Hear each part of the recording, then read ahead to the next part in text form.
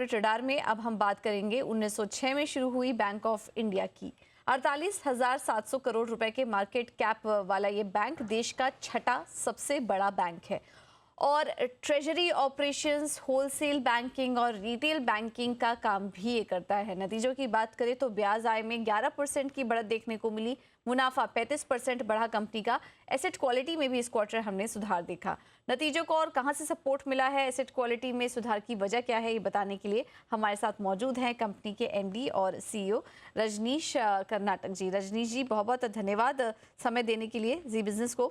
Sir, काफ़ी अच्छे नतीजे इस बार देखने को मिले, स्पेशली मुनाफा 35% बढ़ा, ग्रॉस एनपीए, नेट एनपीए यहाँ पर भारी गिरावट इस बार देखने को मिली। इस बार आपको ज़्यादा प्रोविजनिंग भी नहीं करनी पड़ी, तो इसी से शुरुआत करते हैं। ये जो एसेट क्वालिटी के आंकड़े इस बार नज़र आए, क्या वो सस्टेनेबल रहेंगे आगे के लिए, और प्रोविजन के लेवल पे भी क्या आप कंफर्टेबल हैं?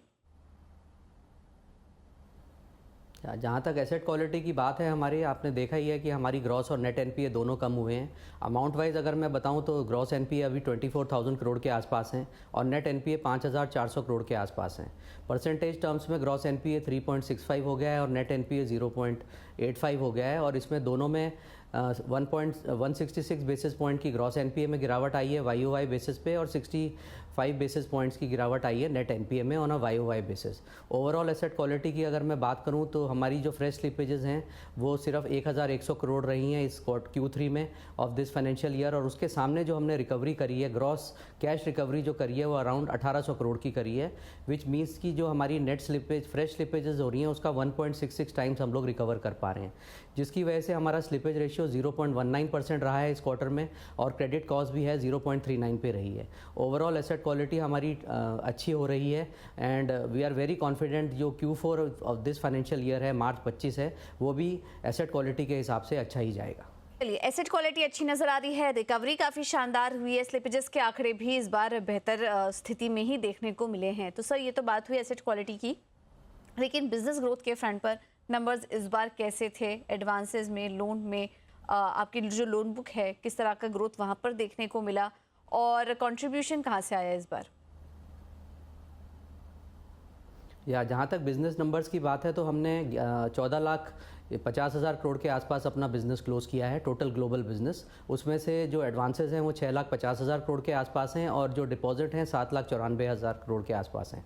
ग्लोबल बिज़नेस ग्रोथ में जो वाईओवाई ग्रोथ है वो 12.6% है। क्रेडिट में जो ग्रोथ हुई है ग्लोबल क्रेडिट में वो अराउंड 15% की ग्रोथ हुई है, और डिपॉजिट में जो ग्रोथ आई है वो 13% के आसपास की आई है ग्लोबल क्रेडिट में। ओवरऑल अगर इंक्रीमेंटल ग्रोथ देखें तो वाईओवाई में हमने 1,73,000 करोड़ की इंक्रीमेंटल ग्रोथ बिजनेस में करी है। अगर सीक्वेंशियल की बात करें सितंबर 24 के ऊपर दिसंबर 24 का, तो वहाँ पर अराउंड 49,000 करोड़ की ग्रोथ आई है। तो ओवरऑल ग्रोथ हमारी अच्छी रही है, और डिपॉजिट और क्रेडिट में इक्वल ग्रोथ हुई है, थोड़ी बल्कि डिपॉजिट में थोड़ी हायर ही ग्रोथ हुई है जहाँ तक कि एडवांसेस की बात है। तो ओवरऑल जो हमारा ग्रोथ पैटर्न है वो अच्छा है, और सीडी रेशियो भी 82% के आसपास है, ग्लोबल सीडी रेशियो। सर, मैं आपका लोन मिक्स ही समझना चाह रही थी कि आप कौन कौन से सेक्टर पे इस वक्त फोकस कर रहे हैं, क्योंकि काफ़ी सारे सेक्टर में हम कुछ कंसर्न्स और कुछ दिक्कतें भी देख रहे हैं। आपका फोकस किस तरफ है? या जहाँ तक हमारे लोन बुक की बात है तो बताऊँ, हमारा international loan book 15% loan book हमारी इंटरनेशनल है और 85% डोमेस्टिक है। With in the domestic book 57% जो बुक है वो हमारी रैम बुक है, रिटेल, एग्रीकल्चर और एमएसएमई, और रिमेनिंग बुक है जो वो कॉर्पोरेट क्रेडिट की है।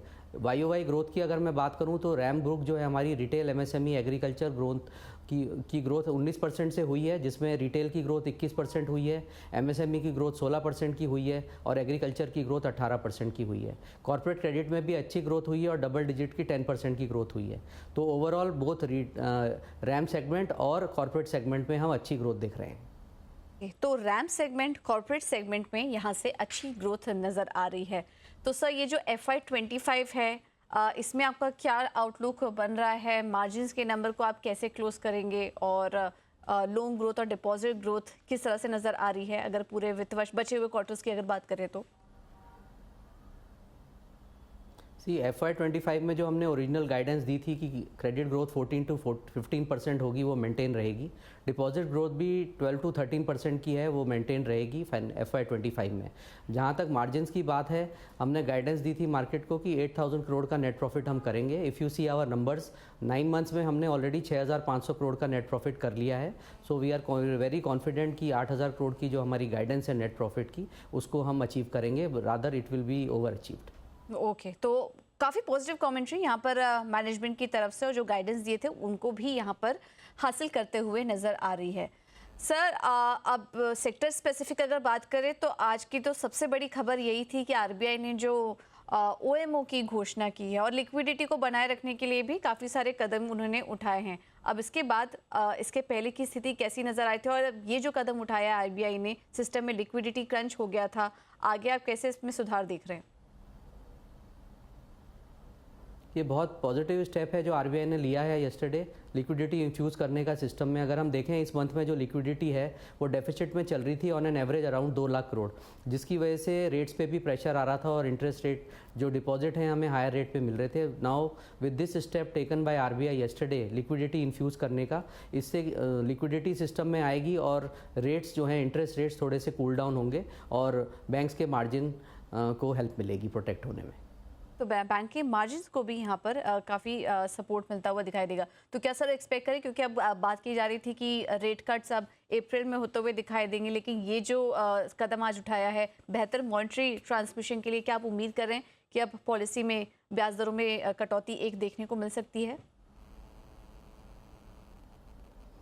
अगर हम कमेंट्री सुने हैं वेरियस इकोनॉमिस्ट की जो पिछले दिनों में आ रही हैं, तो उससे ऐसा लगता है कि there can be a repo cut off 25 basis point. This is as per the economist commentary. However overall if we see that the margins are tight for us, but ये जो लिक्विडिटी यस्टरडे दी गई है RBI के द्वारा, this will help us in reducing the rates. 10 year G-sec थोड़ा सा इसमें moderate हो सकता है रेट। ओके, ठीक है। तो ये हैं कुछ कमेंट्री यहाँ पर मैनेजमेंट की तरफ से।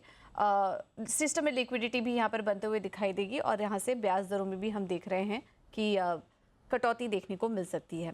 सर, एक और दिक्कत जो इस वक्त सेक्टर के सामने चल रही है वो है अनसिक्योर्ड लोन्स जो बैंक बांट रही थी, वहाँ पर भी कुछ दिक्कतें नज़र आ रही थी।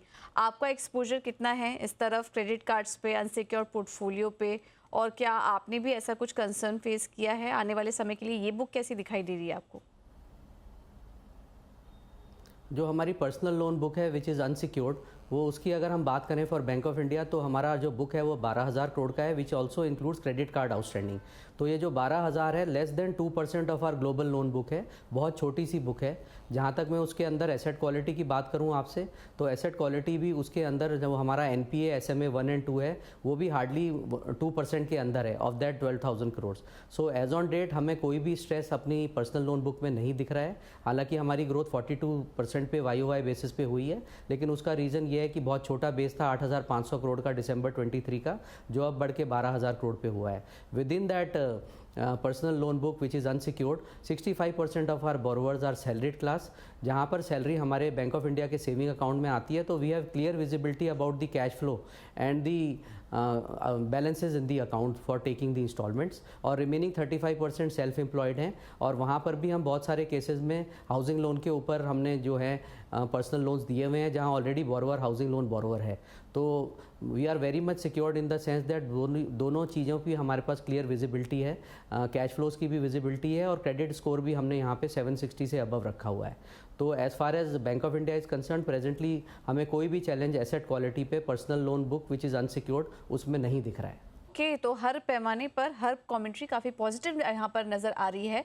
रजनीश जी की तरफ से गाइडेंस भी अच्छी दी है, और उनके अनसिक्योर्ड लोन बुक में भी, पोर्टफोलियो में भी कोई दिक्कत नहीं आ रही है। वहाँ पे उस फ्रंट पर भी बैंक पूरी तरीके से सिक्योर्ड है। रजनीश जी, बहुत बहुत धन्यवाद आपका आज इस इम्पॉर्टेंट दिन हमारे साथ बात करने के लिए। आपके कुछ व्यूज़ काफ़ी इंपॉर्टेंट थे आज के लिए, और आने वाले तिमाही के लिए भी बहुत बहुत शुभकामनाएं आपको। बहुत बहुत धन्यवाद।